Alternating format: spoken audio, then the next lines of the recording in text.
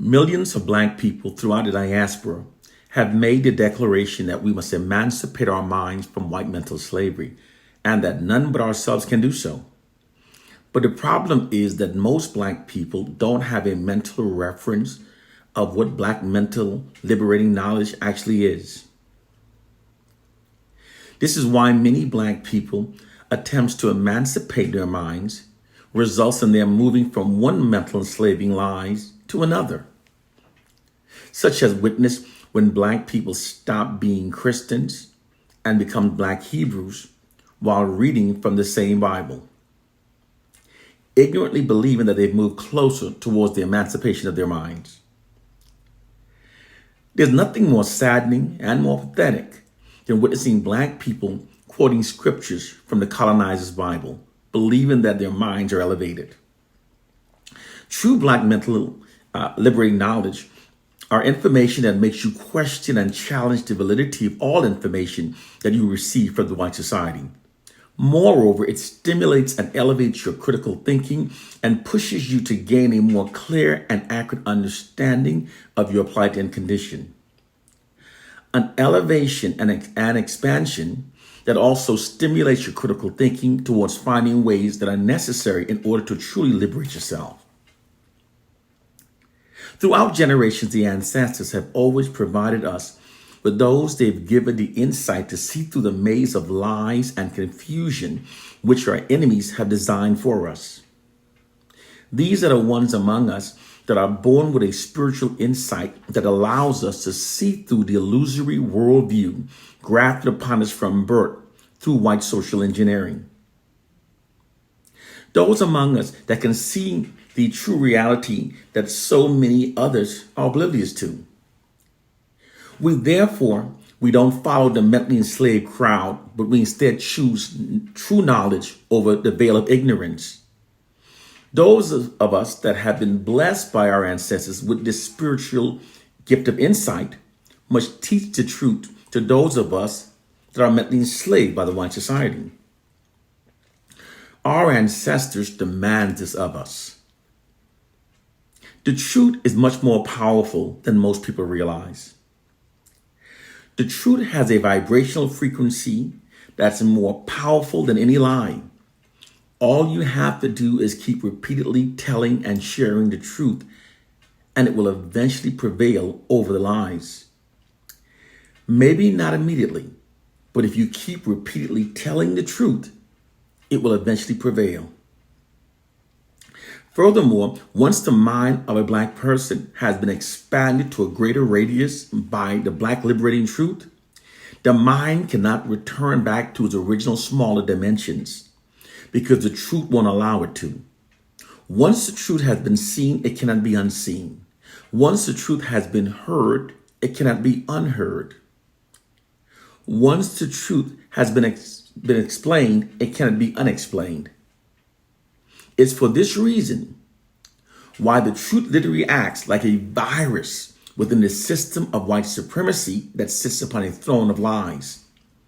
The truth is highly disruptive to the narcissistic white society that relies upon the sustainment of lies in order to maintain its social dominance. This is why white oppressive forces work so hard and unrelentingly behind the scenes, deploying suppression tactics to keep the Black masses from learning Black liberating truths. It's why whenever we post truth that contradict their lies, Facebook shadow bans it, TikTok blocks it, Twitter deletes it, Google hides it, YouTube bans it, the white mainstream media censors it, and the white government forbids it.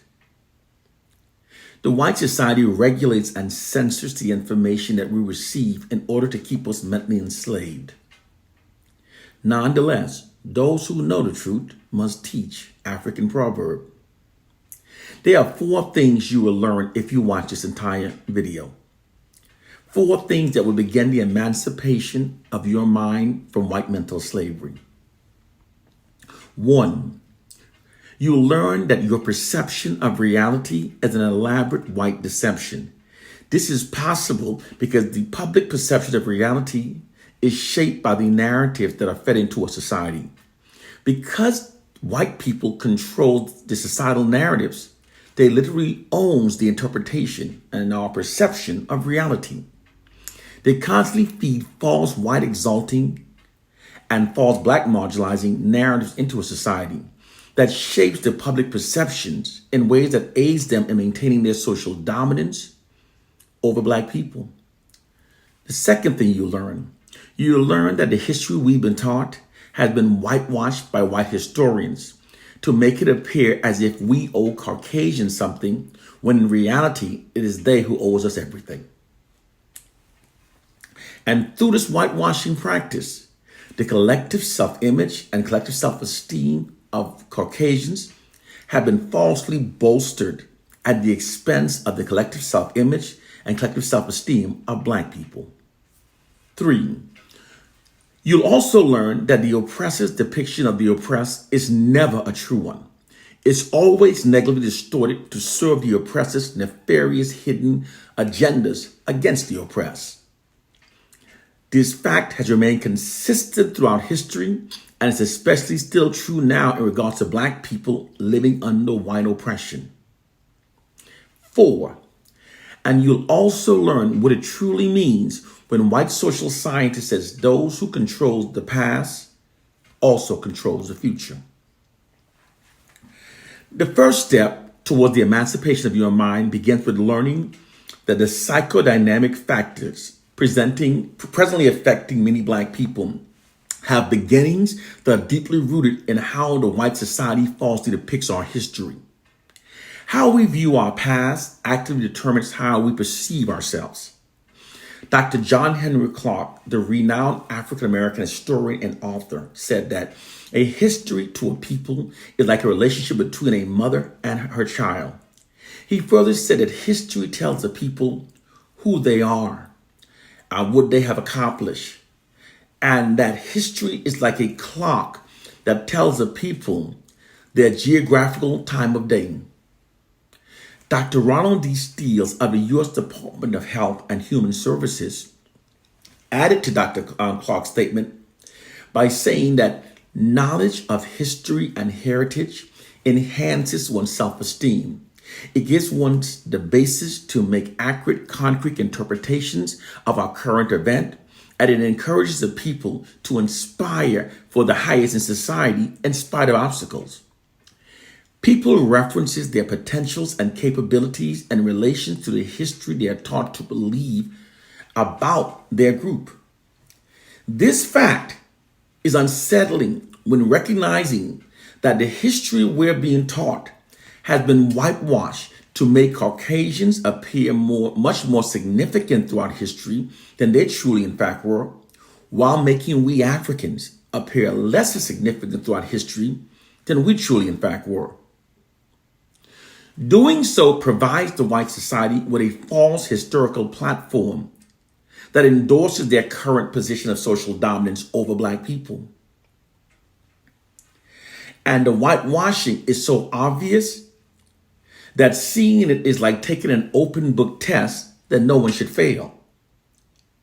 The only reason most people don't know this is because they haven't researched any facts for themselves. They've been blindly allowing the white society to tell them what to believe. However, once you start researching facts, it becomes clear that the history we've been taught has been totally whitewashed to falsely exalt Caucasians at the expense of we Africans. They won't teach our true great history because they're using it for themselves. Case, point, and proof. Although Egypt is located in Africa, and although carbon date testings have scientifically proven that the ancient kingdom was built by Africans many thousands of years long before the arrival of the Arabs and the Europeans during the 7th century, the white society nonetheless ridiculously depict Africa's ancient Egyptians as having been Europeans. White propaganda also created the term Middle East to make it appear that Egypt is outside of Africa. However, all hard facts confirm that Africa's ancient Egyptians were in fact Africans. Geographical location, Hair sample testings, melanin concentration skin testings, bone density testings, and DNA analysis have all scientifically proven that Africa's ancient Egyptians were in fact Africans. Their DNA testings prove that they belong to the human Y chromosome group E1B1A. This is consistent with sub-Saharan Africans. The white society also whitewashed history by miseducating us to believe that the father of medicine was a Greek named Hippocrates. However, the true father of medicine was an African named Imhotep. Imhotep was practicing medicine and writing on the subject for more than 2,000 years before Hippocrates was even born. He is the author of the Egyptian medical text written on papyrus, which contains almost 100 anatomical terms and describes 48 injuries and their treatments found in ancient Egypt.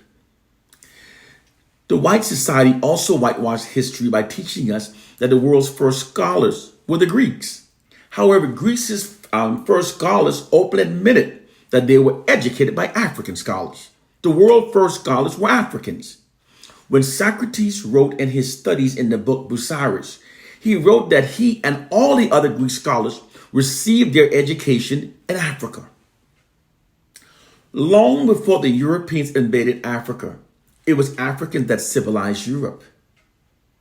The white society also whitewashed history by teaching us that the Greeks built the Great Library of Alexandria located in Africa's Egypt. Critically think, it doesn't make sense that the Greek would build their greatest library in Africa's Egypt instead of in their own homeland of Greece. The truth is that the Greeks have falsely given themselves credit for the Great Library built by Africans. This narrative is much more consistent with the fact that it was the Africans that civilized the Greeks. The true hidden historical facts are that Africans introduced science, writing, math, and philosophy to the world. The world's oldest university, library, manuscript, encyclopedia, human prosthetic, mathematical tools, medical journals are all located in Africa. The world's oldest standing kingdom and the world's are all located in Africa. Africans are the first to build in stone and the first to smelt metal. History's largest wall ever built is not the Great Wall of China. It's actually the Great Wall of Benin, located in Africa's Nigeria. Africans invented the wheel, paper, the calendar, the concept of 24 hours in a day, haircuts, 365-day calendar, leap year, organized labor, surgical instrument, cosmetics, the plow, the wheel, black ink, ink pen, shoes, high heel shoes, condoms, hair wigs, hair dye, hair extensions, makeup, hairbrush, keys, hair combs, lever, vase, bread mints, the chisel, toothpaste, door locks, shaving, writing, astronomy, medicine, solar calendar, mathematics, paved roads, governments. Africans introduced shaving, the use of toothpaste, perfume, fragrance oil, deodorant, and even introduced the daily bath to Europeans. There's more. The history we've been taught has also been whitewashed to make it appear that Caucasians are responsible for most inventions that have revolutionized the world, while making we Africans appear as having been leeches of society that haven't invented much throughout history. We're the leeches. The truth is, however, the exact opposite from what they've manipulated millions to believe. A historical fact that has been whitewashed from your history books is the fact that within 80 years following the abolishment of slavery, and in spite of receiving no reparations, and wrought by cultural traumas caused from slavery and the continued injustices of white racism, African Americans submitted 726 invention patent applications to the U.S. Patent Office. This isn't only extraordinary under these circumstances and so closely following slavery, but it also more than doubled the number of patents submitted by whites during the same time period. This was achieved although African Americans had made up less than 3% of the populations then. This scenario of black people outperforming whites at creating inventions has never stopped. It's merely being concealed through an elaborate perception management system that falsely exalts whites and falsely marginalizes blacks